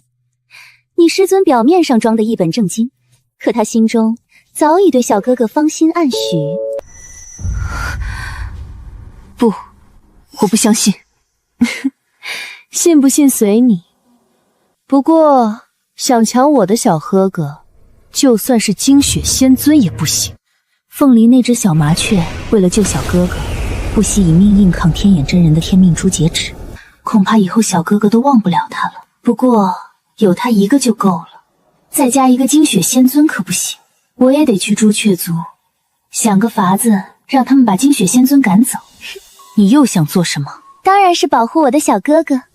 我先走了。那我该怎么办？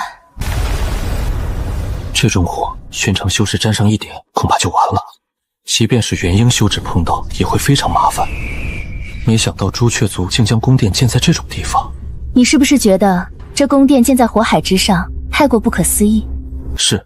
朱雀族本就执掌天地神火，对他们来说，在火中生活就如同鱼儿在水中一样，最自然不过。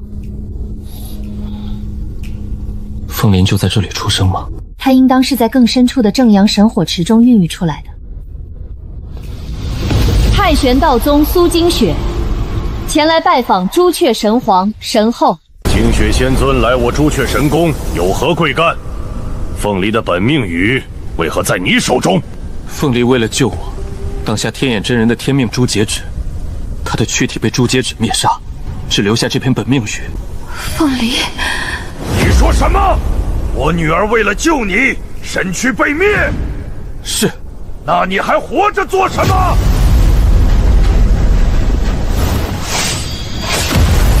朱雀神皇，你女儿是为他而死，你难道希望看到她白白牺牲吗？苏金雪，你让开！你要杀她，先问我的金雪剑答不答应？先让我看看凤梨。请身后救他。凤梨的正阳神火还没有灭，他还能救？能，只要神火尚存，凤梨便还有复生的机会。太好了！你别高兴得太早，就算凤梨救回来了，本皇也绝不会轻易放过你。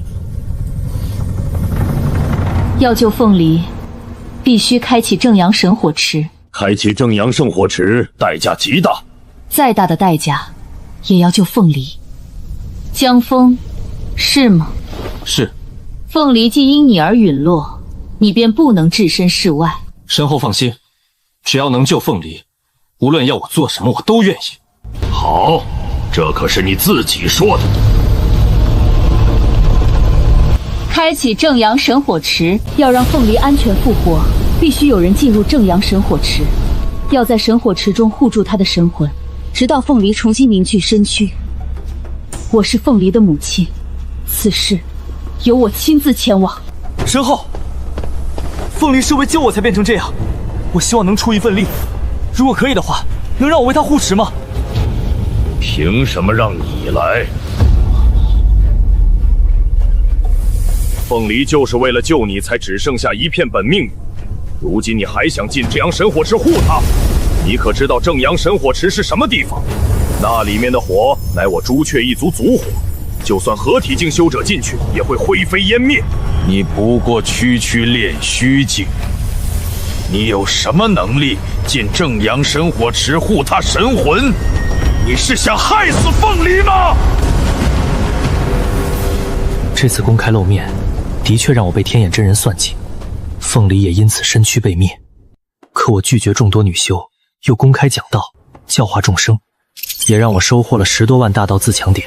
若将这些大道自强点全部加到悟性、根骨和资质上，未必不能产生质变。系统加点。是否消耗大道自强点，提升大道根骨？是。大道根骨第6重开启，大道根骨第9重开启。根骨36000。大道根骨突破极限，大道根骨第2形态开启，当前形态万道不灭骨。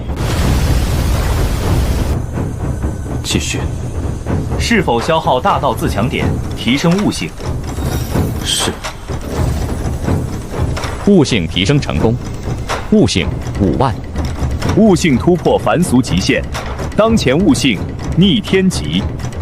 我能看懂这神火的流动，它不是单纯的毁灭之火，火中有生机，有重塑，有涅槃。是否消耗大道自强点，提升资质？是。资质提升成功，资质38230，资质突破极限，宿主体质开始显化。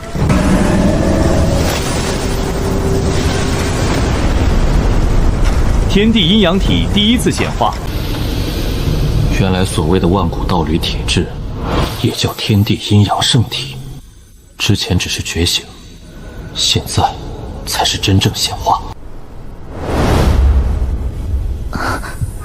奇怪，我怎么会突然产生这么强烈的感觉？想与他在一起，想抱他，想亲他。苏精雪啊，苏精雪，你可是天下闻名的精血仙尊，一定要把持住。这就是传说中的万古道理体质，果真玄妙。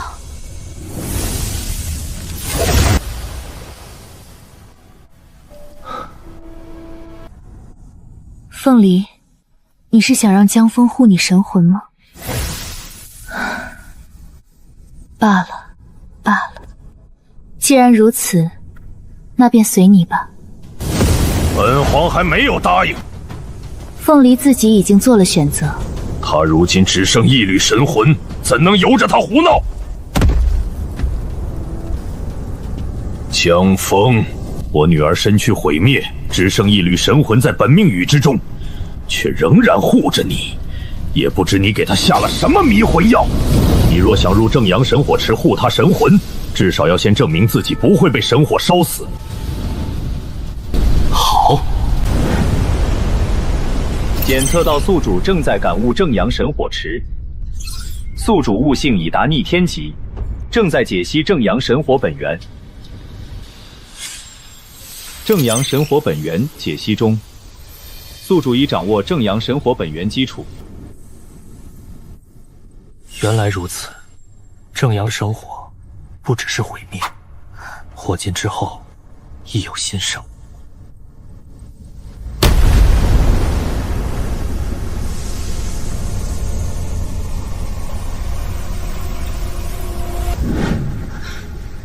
这是，他竟然这么快就掌握了正阳神火本源的规则，难怪能在火池中安然无恙。这份天赋当真惊人。我当年号称9天10地年轻一辈第一人，可与他相比，竟也差了这么多。这是怎么回事？你什么时候掌握了正阳神火本源规则？难道是凤梨那丫头教你的？不可能。神火本源规则何等玄妙深奥，又岂是随便传授一下就能学会的？就算凤梨真教他，他学上千年万年，能领悟一丝皮毛，都堪称绝世天才。何况他还不是朱雀族人，天性并不与神火相融，掌握起来更加艰难。何况凤梨认识他并不久，根本不可能教他多少。他能掌握神火本源法则，只能说明他的天赋悟性惊天动地。神皇、神后，现在你们相信我能在正阳神火池中护住凤离的神魂了吗？你既然能在正阳神火池中安然无恙，加上你又有万古道侣体质，能使身边的神魂受益，由你来护持凤离的神魂，确实比我更合适。那就由你来吧。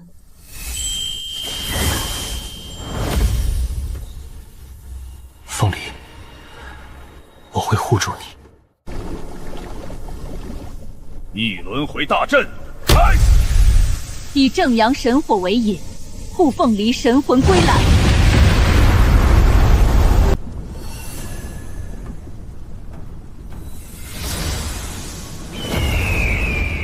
成功了！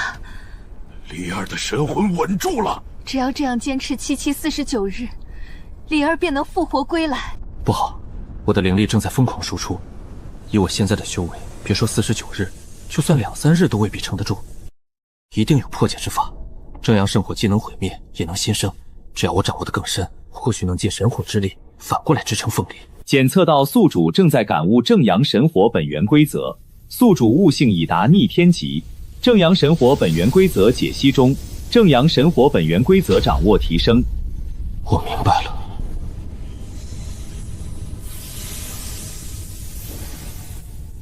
他竟然能引正阳圣火修炼！混账！这个时候他竟还只顾自己修炼，不顾离儿的死活，我非得一掌拍死他不可！等等，你还拦我？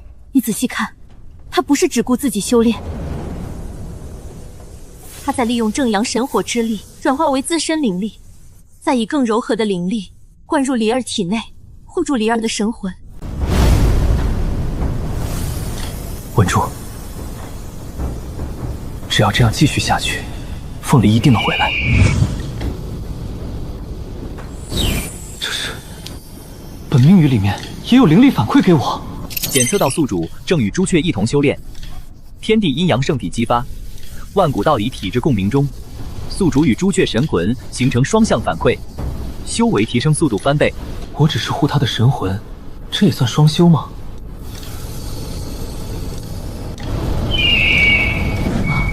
不愧是万古道理体质，果真天下无双。离儿如何？有他护着，受万古道理体质的滋润，离儿的神魂不仅能复活过来，血脉还会精进。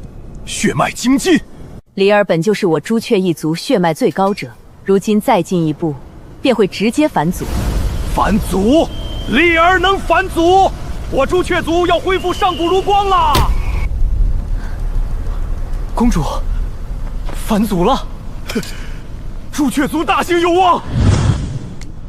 这小子越来越危险了，再这么下去，本仙尊怕是真要把持不住了。不过什么？有一桩坏处。经过这次之后，凤离的神魂会与江枫相融，万古神魂一线牵。从此之后，凤离就更离不开江枫了。那等凤离复活之后，就让他们成婚。正阳圣火入体之后，最适合运转的功法，居然是九转玄灵诀。检测到宿主修炼九转玄灵诀，正阳神火与九转玄灵诀高度契合。九转玄灵诀第6转突破，九转玄灵诀第7转突破，九转玄灵诀第9转突破，九转玄灵诀9转圆满。恭喜宿主，修为提升至炼虚圆满。宿主正在突破合体境。恭喜宿主突破至合体初期。这么快就合体了吗？这小子的天赋比我当年还要厉害啊！不对，我的心神怎么又被他牵动了？不行，我一定要把持住。你是那只小狐狸？不愧是名动万界的精血仙尊，我的幻术连朱雀神皇、神后都没有看出来，你是如何发现的？本仙尊是何许人？怎么会被一只小狐狸骗过？你竟然进化出第10尾了，怪不得能潜伏进朱雀神宫而不被发现。和小哥哥在一起久了，侥幸突破了。狐族已经几十万年没有10位灵狐出现了。小狐狸，你的天赋倒是不错。那是自然，我白夭夭可是狐族30万年来天赋最强的人，不是天赋最强的狐狸，要不然怎么配得上小哥哥呢？狐妹子就别想和我徒弟在一起了。我怎么记得你之前拒绝收小哥哥为徒，他现在还没有正式拜师呢，怎么又变成你徒弟了？我乐意，什么时候轮到你这只小狐狸来管了？金雪仙尊，你不会是对小哥哥动了心思，想做冲途逆师吧？胡说八道！本仙尊岂会对自己的弟子生出那种心思？金雪仙尊，你这点小心思瞒得过别人，可瞒不过我。小狐狸，你找死！神皇、神后，你们就眼睁睁看着自己的女婿被别的女人抢走吗？小朱雀如今神魂与小哥哥相连，他可是一时一刻也离不开小哥哥了。若小哥哥真被别的女人抢走，等他醒来，恐怕非要发疯不可。精血仙尊，久闻你素来目空一切，看不起天下男子，想不到如今竟对自己的徒弟动了春心。李二的神魂已经与江枫绑定，经此事之后，他们便是天作地设的一对。金雪仙尊若再横插一脚，恐怕不太好吧？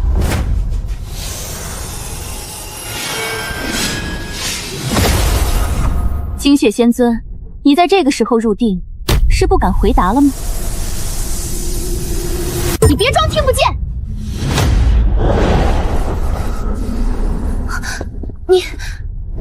是你这只小狐狸对我徒弟不怀好意吧？我喜欢小哥哥，这大家都知道。我狐族可不像你们人族那么虚伪，明明心里喜欢，也故意装作不是。小哥哥已经有了一只小朱雀，再加上我这只小狐狸，也就够了，不能再多了。你就别做梦了，趁早死心吧。我确实对他心动，开始我也不知道为什么，还以为是他的体质特殊，是我自己的定力不够，才受了他的影响。现在我明白过来了。你明白什么了？并非是他体质特殊的缘故，他的体质虽强，但以我的修为和定力，绝不至这般容易受影响。我之所以如此心动，是因为我和他曾是9世夫妻。不可能！你这是为了得到小哥哥，连脸都不要了！我金雪仙尊还不至于撒这样的谎。那你有什么证据？金雪仙尊，我愿意相信你，但事关重大，总要有凭证。哼，混天小魔女的名声，本皇可不敢信。当年你打过我族天骄，还进过我朱雀神宫的宝库偷东西。都过去几万年了，还提当年的事做什么？哼，本皇记性好。我既然敢这么说，自然有证据。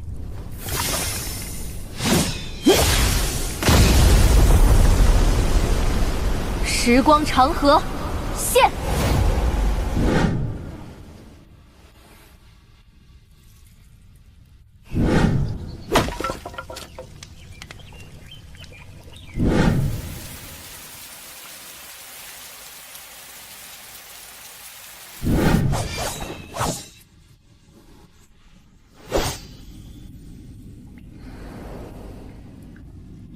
我平生只为修行求道，一见君，悟终生。从此大道负我，我负修行。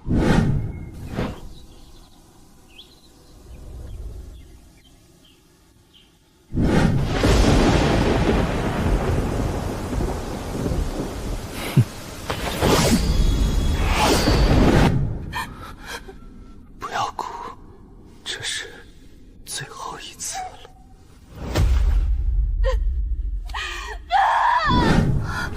原来你们真的是9世夫妻。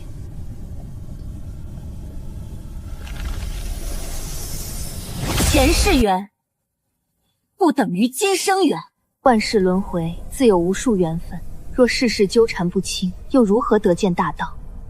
我苏金雪曾因情入世，也曾因情悟道，可今日我既已看清前尘，便不再为前尘所困。9世情缘不过旧梦，万丈红尘挡不住我手中一剑。我今一剑斩9世尘缘。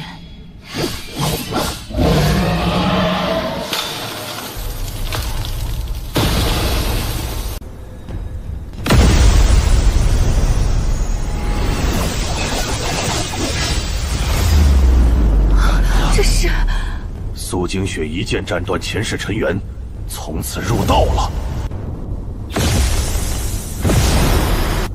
精血仙尊入道了。当年的苏精血冠绝天下，以女子之身压得万天骄不敢抬头。后来他隐居闭关，几万年未曾出手，没想到才刚出关便一剑入道。不好，苏精血本就实力逆天，如今一剑入道，恐怕更加难缠。我曾对江枫出手，他最是护短，绝不会轻易放过我。若要破局，还是要从江枫身上入手。恭贺精血仙尊入道！恭贺精血仙尊！恭贺精血仙尊入道！仙尊此剑当真惊艳万古，风华绝代。现在不说，怕我抢男人了？精血仙尊是何许人？您风华绝代，冠绝万界，天下男子哪里有人配得上您？您这样的人物，自然一心大道，绝不会与我这只小狐狸计较。我看你这小狐狸很不老实，哪天得空了，去你们狐族老巢放把火烧了，谁让他们教出这么没教养的小狐狸呢？仙尊大人有大量，肯定不会这般斤斤计较的。那仙尊以后还会不会护着小哥哥？当然，我虽斩断了与他的前缘，但他还是太玄道宗的弟子，也是我的徒弟。不是还没正式拜师吗？你有意见？没有，完全没有。他的事，我肯定得管。谁敢欺负他，我也一定不会饶过。那就好，小哥哥有您护着，我就放心了。我也不能一直护着他，雏鹰总要展翅，他的路要他自己去走。可小哥哥现在被那么多人盯着，步步危机。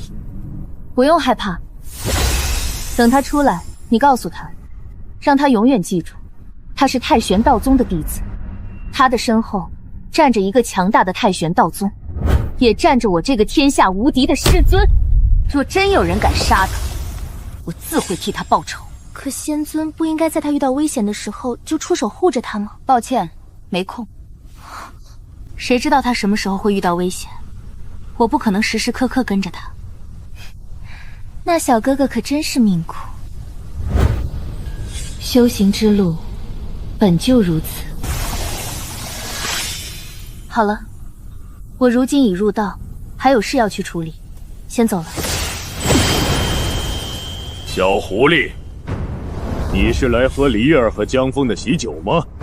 总不会是来抢我女儿情郎的吧？误会，都是误会，我是为了救凤梨妹妹来的。救梨儿？以前我和她确实有些误会，不过凤梨妹妹为了救小哥哥，不惜舍身挡下天命珠截止。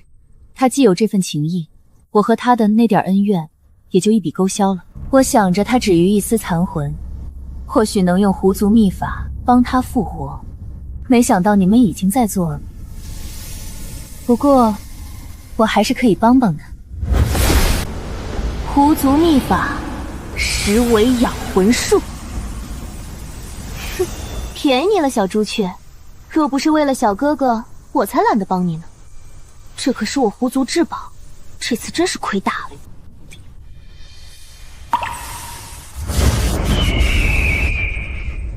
这小狐狸想做什么？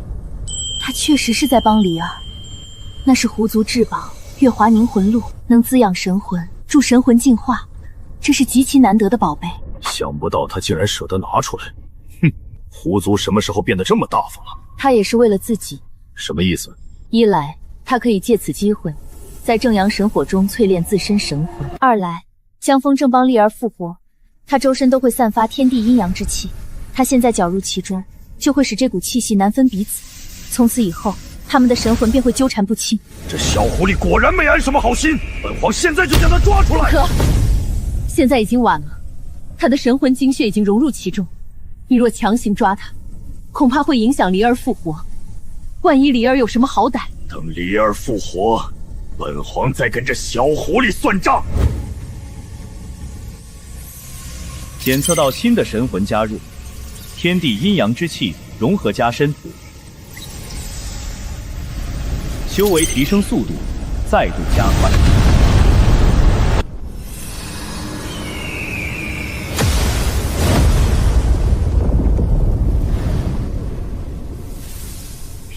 我回来。凤梨，九尾狐，小麻雀，我救了你，你竟然恩将仇报，谁要你救？再说，是我的夫君江郎救了我，可不是你。我复活之后血脉返祖，实力大进，按理说已经今非昔比，他竟然还能这么轻易挡住我，想不到你竟然也变得这么强了，你长出10条，不是11条尾巴了。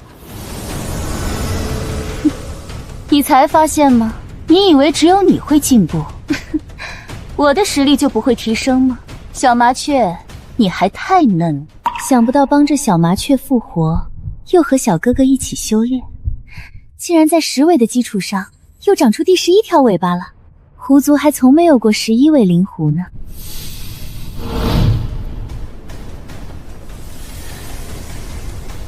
再叫一句试试！你们别打了。好，我听江郎的。变脸倒是快得很。你说什么？都别说了。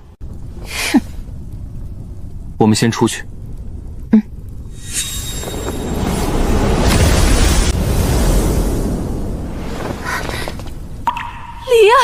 梨儿，你真的回来了！梨儿的血脉真的返祖了。好，哈哈哈哈！好，我朱雀族大兴有望！恭贺公主复生，恭贺公主血脉返祖。江郎，是你救了我。凤梨，你虽然复活了，但危机并没有解除。什么意思？天命珠节指的力量仍有一丝残存在他神魂深处，就算是正阳神火，也不能将其彻底灭除。到底是怎么回事？说清楚！天眼真人这一指，最可怕的地方不在直接的杀伤力，而在于它与一个人的命数相连。一旦终止，便是不死不休，命灭方寂，未亡便又起。你的意思是？凤梨现在正是这种情况，他复活过来了，天命珠节指也会随之苏醒，如影随形。他现在只是暂时被正阳神火压制，再过7749日，必会再次发作。该死的天眼！那要如何才能彻底解决？只有一个办法。什么办法？杀掉天眼真人，并且必须由中指之人亲手去杀。好，本皇现在就去找天眼，找到他之后，让离儿亲手杀了他。天眼被金雪仙力重伤之后，已经躲了起来，如今不知所踪。你到哪里去找他？离儿49日后便会再次发作，时间也来不及了。没关系，只要能和江郎在一起，就算只能活49天，我也高兴。离儿，你不会有事的，我能找到天眼真人。你能找到他？凤梨身上的天命珠节指与天眼真人的命数相连，只要用特殊方法感应这缕结纹，便能反向找到天眼真人的位置。以命数反追天眼，不错。神皇、神后，我想带凤梨亲自去杀天眼真人，这是对我和凤梨的磨练。天命珠节指因我而来，也该由我陪凤梨亲手斩断。天眼真人不是寻常大能，哪怕被苏精雪重伤，也不是你们能轻易对付的。我知道，但我不会退。父皇、母后，我也不会退。罢了，孩子大了，总要自己去走。有些事总要他自己去决断。这是朱雀替命玉符，关键时刻可替你挡下一次必死之劫。父皇，谢谢你。若杀不了天眼，就给本皇活着回来，本皇自己出手。父皇放心，我一定会杀了天眼的。离儿，万事小心。母后放心。多谢神皇、神后，我一定会护住凤梨。最好如此。诸位，江枫此子不可留。天眼，你自己对江枫出手，反被苏精雪重伤，如今召我等前来，是想借我等之手替你报仇？若只是私仇，本座何必惊动诸位？天眼之道，可宽轨迹，可推因果，但轨迹只是过往痕迹，不是未来枷锁。江峰拥有万古道理体质，又觉醒大道根骨，如今更引动众生自强之心，令无数修士道心偏离旧定命数。此子已成天地最大的变数。万古道理体质，大道根骨，这两者集于一身，确实太过可怕。若任其成长，将来恐怕无人能治。杀了可惜，这样的男子掌握在手中，才是真正的大机缘。诸位想杀也好，想擒也罢，但有一点必须明白：若再放任他成长，迟早会扰乱灵界命数。一个苏精雪已经扰得灵界不安了，他如今入道，更是再无人能治。若是再来一个比苏精雪更厉害的人，各位恐怕就得好好想想，以后的灵界还有你们的位置吗？既如此，便由各方共同发出诛变令，诛杀天地异术江峰。江峰身负万古道侣体质与大道根骨，已成天地变数，诸方共诛。这不是天眼宗一家发出的令，是各方大能共同响应的诛变令。看来江峰真惊动了整个灵界。既然诸方大能都已表态，我宗也不能置身事外，派人寻找江峰。若能抓住江峰，研究他的体质与根骨，我族必能更进一步。派出精锐，活捉江峰。诛变令，本尊倒想看看，谁敢杀本尊看上的男人。江公子讲到助无数修士悟道，他何罪之有？说他是天地变数，不过是那些老东西怕他成长起来。他们要诛江公子，我们便护江公子。护风盟，我等自发结盟，誓护江公子。护风盟，护江公子。灵界各域，诛变令不断扩散。各方宗门、世家、圣地、散修强者纷纷行动，有人为除变数，有人为夺机缘，有人为讨好大能，有人只想抓住江峰。与此同时，护风盟也迅速壮大，无数女修御剑而来，非洲成群，灵旗猎猎。他们有人送丹药，有人带法宝，有人直接赶赴各大要道，只为阻拦追杀江峰的人。江峰乃天地异术，必须诛杀。江公子心怀大道，也不曾做过任何天怒人怨之事，何罪之有？阻拦诛变令者，同罪论处。那便是。灵界风云激荡，同样一幕幕在灵界各地纷纷上演，大战席卷各方。江峰乃天地变数，诸方大能已下诛变令，你们还敢阻拦？什么天地变数？不过是你们怕江公子成长起来，威胁到你们罢了。为了一个与你们毫无关系的男人，你们竟如此疯狂。江公子讲道，令无数修士受益，他是我等心中君子，不容你们污蔑。若要江峰亡，除非天下女修跟着进。疯了！这些女修全都疯了！为了一个与自己毫无关系的男人，竟然做到这个地步。他们对自己的道侣，都未必有对江峰这么好。这已经不是爱慕了，这是入魔了。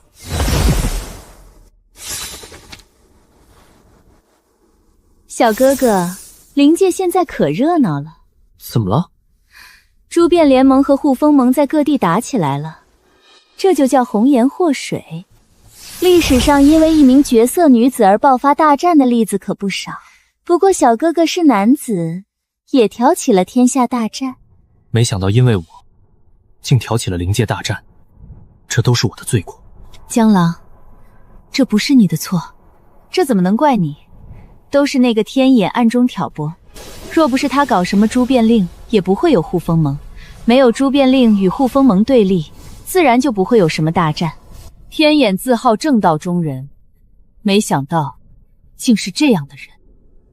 他精通命数算术，恐怕暗中祸害过无数人，只不过藏得太深，一直没人发现而已。这个人必须尽快铲除。我感应到他的位置了，我们走。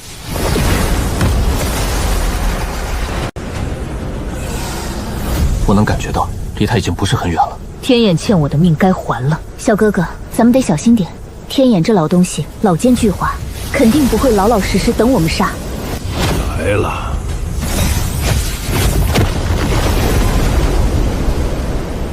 哼，几个小娃娃也想杀本座，真是痴心妄想。就算朱雀神皇神后亲至，本座也不惧。否则当初本座也不会对那只小朱雀下手。不过苏金雪那个疯婆娘确实太强了，强得有些离谱。本座修行这么多年，竟仍不是她一合之敌。如今她一剑入道，只怕天下已再无人是她的对手。若是她亲自前来，本座只能逃。可惜来的不是她，几个小娃娃是你们自己找死。天眼绝杀阵起！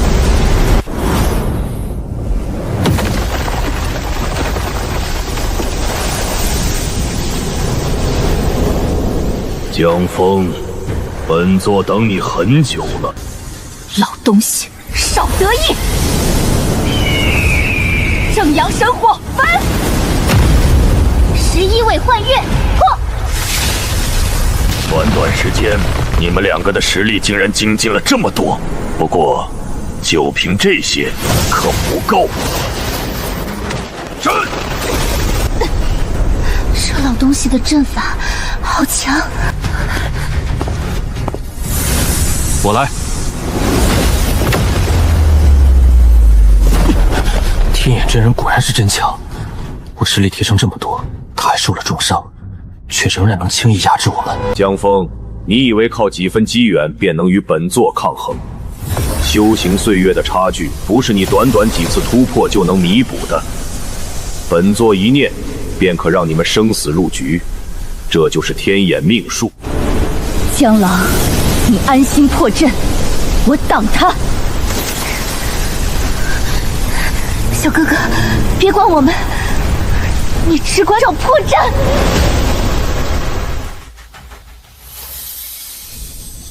检测到宿主正在解析天眼绝杀阵，宿主悟性已达逆天级，阵法破绽推演中。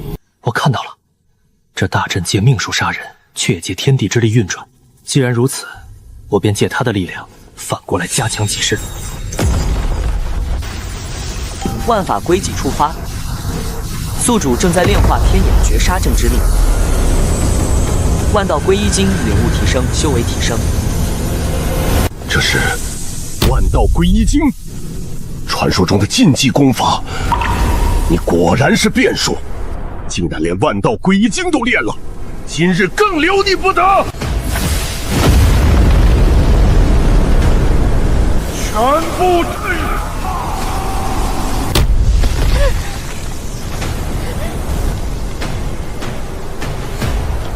那我是不是也有机会？风，随我回上界。是。若身在泥泞，便踏泥而行。稳住！检测到宿主遭遇强敌而不屈，奋力战斗，触发自强不息隐藏能力。自强不息领域开启，自强不息领域可将领域范围内敌人的修为境界压制削弱，同时全面提升自己的道心神识肉身。面对强敌时，越是不退，则领域之力越强。若向他人求助或依靠其他更强者，则领域之力自动消失。我一路修行，不靠女帝，不靠双修，不靠天命，我只靠自己努力修炼，唯自强不息，方能登临绝顶。今日，我便以自强不息之道，斩你天眼命数！